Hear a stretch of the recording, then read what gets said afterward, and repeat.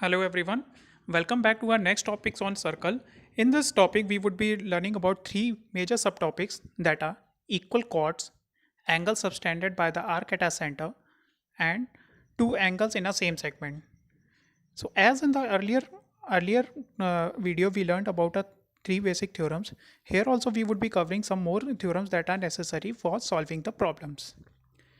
So let's talk about all the topics that we would be covering, all the theorems that we would be covering in this presentation. So the first one that we would be talking is about equal chords of a circle are equidistant from the center. Second, equal chords of a circle subtend equal angle at the center. Third, angle subtended by the arc at a center. And the last one we would be talking is on two angles at a same segment. So this is all about that we would be learning. We would be learning all about its proof and how we would be using it in a mathematical problems. Coming to the very first theorem that we would be covering.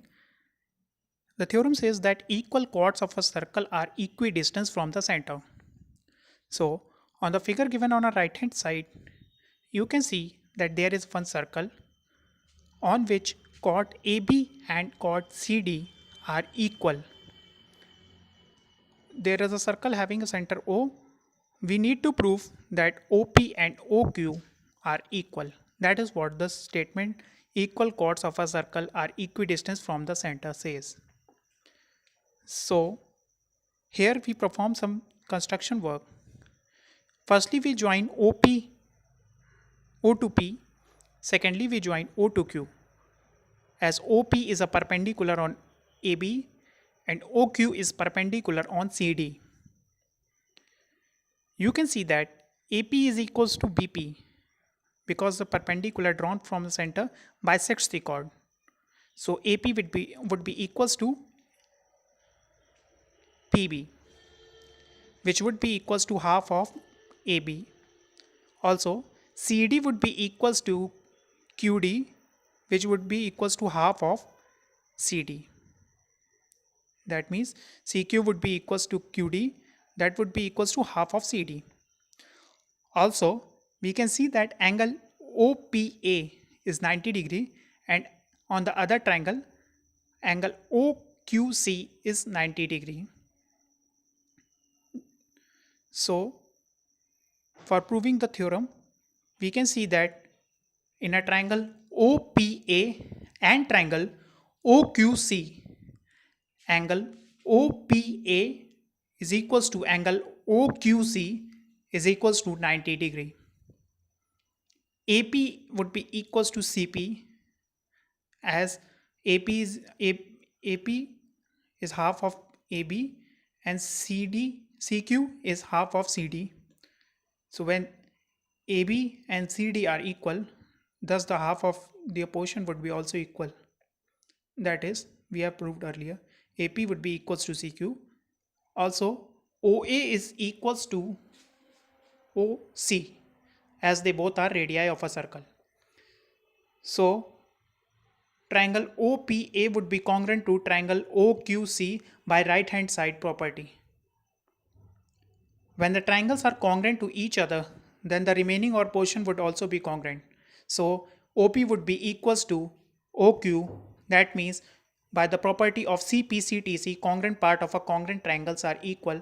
OP would be equals to OQ. That is what we need to prove. Means the chords are equidistant from the center. That is, chord AB has an equal distance from point O and chord CD also has an equal distance from point O. So the theorem gets verified. Coming on to a next theorem that says equal chords of a circle subtend equal angle at the center.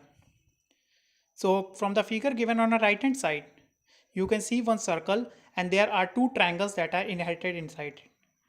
We are given with something that is a circle having a center O and R as a radius. Chord AB is equals to chord CD, that is given.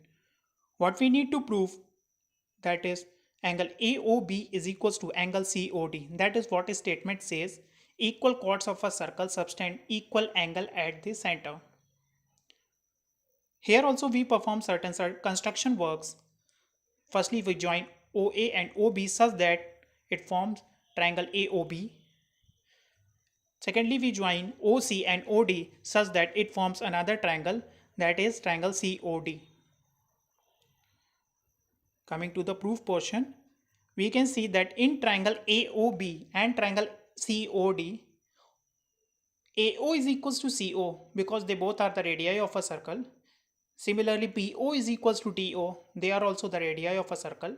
And chord AB is equals to chord CD, that is being given. So triangle AOB would be congruent to triangle COD by S property. Hence, angle AOB would be equal to angle COD by the property of CPCTC that says congruent part of a congruent triangles are equal. That is what theorem requires.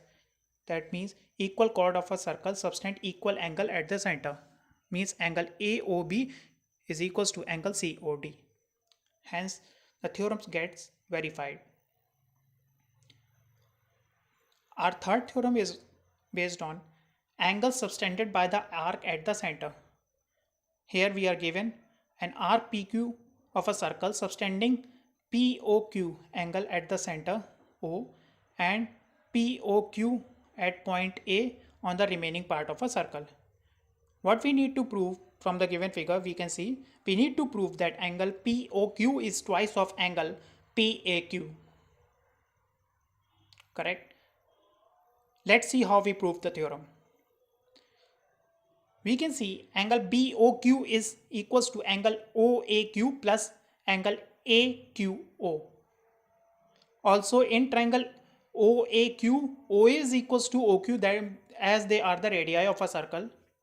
Therefore, angle OAQ is equals to angle OQA because angle opposite to equal sides are equal.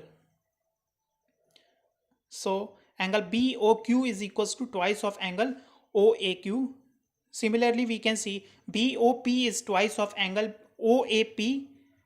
Now, adding equation number 2 and 3, what we get? Angle BOP plus angle BOQ is twice of angle OAP plus angle OAQ.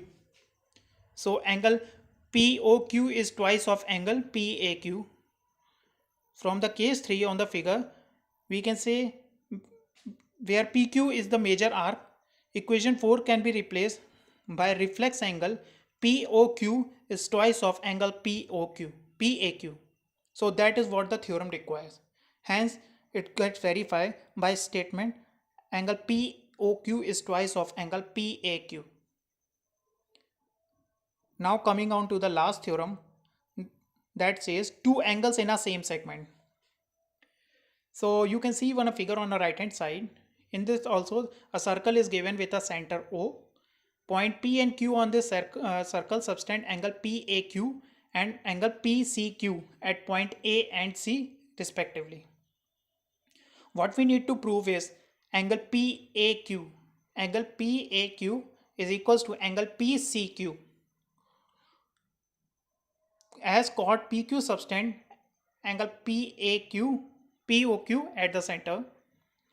So the angle subtended by the arc at a center is double the angle subtended by it at any other point on a circle, as we have learned earlier in the previous theorem.